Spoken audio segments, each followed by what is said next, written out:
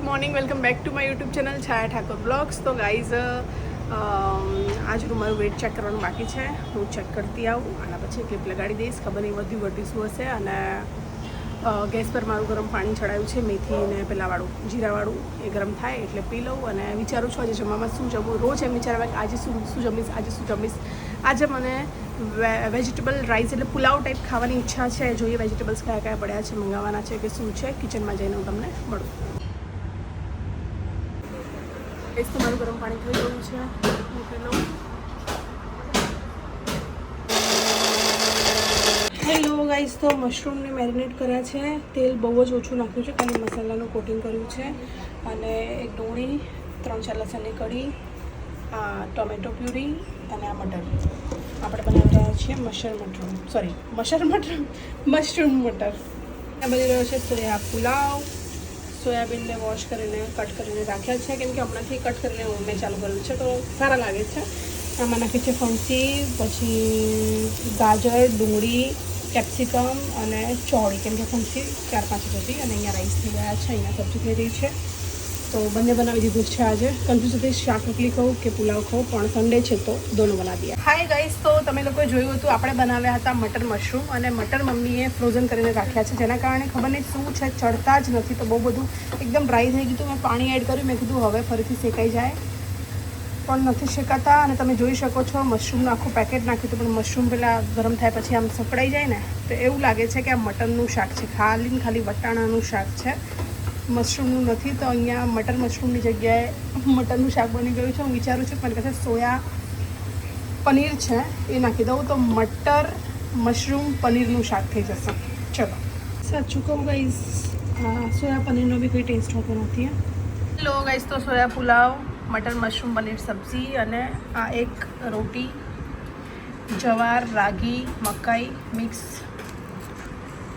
અને છાશ અને બટાકાનું શાક છે. અને રાતની રોટલી વઘારેલી છે. મમ્મી રોટલી બનાવી રહી છે. નિશા બ્લોગ જોવે છે, જમે છે. બાબુ અહીંયા બેટા જમવા ચાલ. થોડી વારમાં આવી. ચલો ગાઈસ, હું જમી લઉં.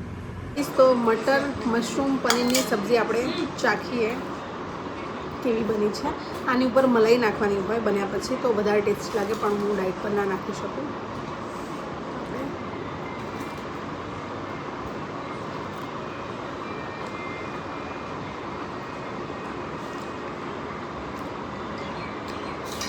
સારી બની છે. Nice. 2000 years later. Hello guys, તો એક બ્રેડ અને max protein peanut butter chocolate વાળું લીધું છે. ત્યાં પડી ગયા છે, એ ખા લેતે હૈ.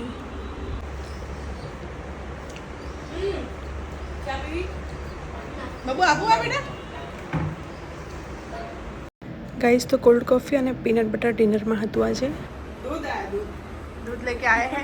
ગાઈસ, કોમેન્ટ કરજો મમ્મીએ આવી રીતે સાડી પહેરી તો કેવી લાગે છે, અને શું એ આવી રીતે પહેરે. અમે લોકો એને ઘણી વાર કહેતા હોઈએ છીએ कि तुम ऐसे साड़ी पहनो, पर वो बोलते नहीं, हम तो गुजराती ही साड़ी पहनेंगे. गुजराती अच्छी लगती है, पता नहीं तो कैसी लगेगी. એવું નહીં, ગુજરાતી તો પણ ક્યારેક તો પહેરાય ને. ऐसे करना पड़ता है ना, इसीलिए. પણ એ તો ગામડે જવાનું તો જ કરવાનું હોય છે, ઘરમાં ક્યાં કરવાનું હોય છે. जाना होता है ना, अभी भी પણ ત્યાં કંઈક બીજે જવાનું હોય ત્યારે બી મેરેજ ફંક્શનમાં ક્યાં કંઈ ઓઢવાનું હોય છે. ઔડામાં જાય ત્યારે જ ઓઢવાનું હોય ખાલી, બધે થોડી ઓઢવાનું હોય. ગોરજમાં ક્યાં ઓઢવાનું હોય બોલ, ત્યાં બી નહીં પહેરતી. संगीन लगन में નાખી દી. હા, એ સંગીત લગ્નમાં પહેરતી મમ્મી. મમ્મી સંગી એટલે જિલ્લામાં કે નંદી માસી? અચ્છા. A few moments later. શું કીધું મમ્મી?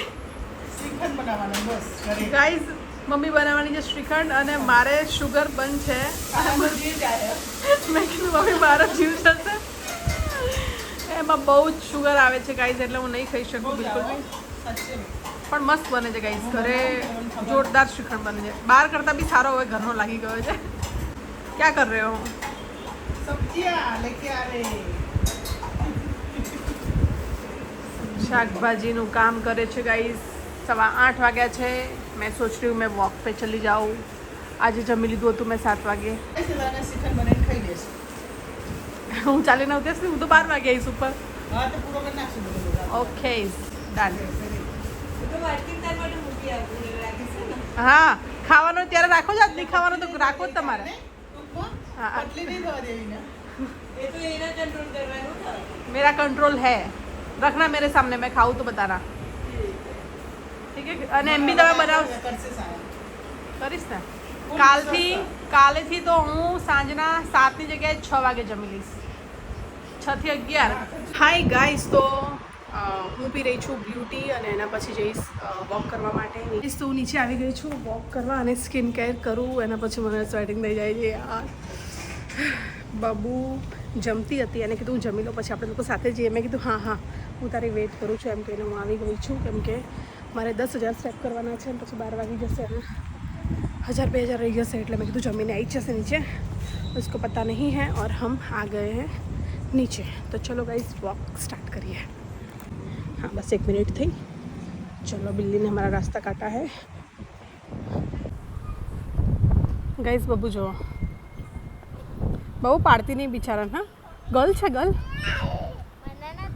તને ખબર નથી વીર નામ તો બોય છે બેટા હાય હેલો બહુ પાડતી નહીં બેટા હા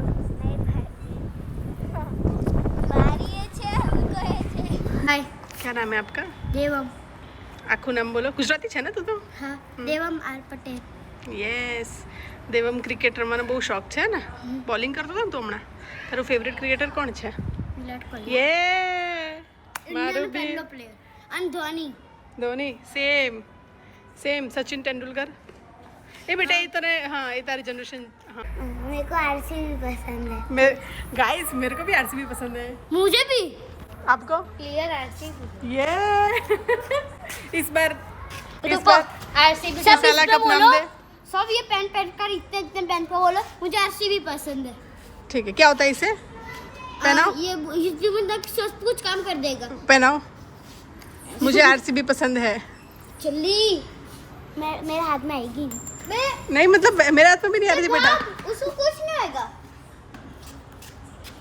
इस बार आरसीबी जीतेगी ऐसा बोलो पहन के इस बार आरसीबी जीतेगी आप बोला इस साला कप नाम दे इस सब का नाम दे इस सब का नाम दे इस सब का नाम दे क्या पता इस साला कप नाम दे इस साल का नाम दे ऐसा नहीं बेटा હેલો ગાઈસ તો હું વોક કરી રહી છું અને 7,500 સ્ટેપ થયા છે આપણા થોડું વોક કરી લઉં અને આ લોકો ક્યારના ફોન માંગી રહ્યા છે મારી પાસે કે અમારે લોકોને વ્લોગ શૂટ કરવો છે ભાઈ કિસકો વ્લોગ શૂટ करना था and welcome to my Chhaya Thakur vlog welcome to Chhaya welcome to Chhaya Thakur vlogs चलो हम अभी म्यूजिकल चेयर कर रहे हैं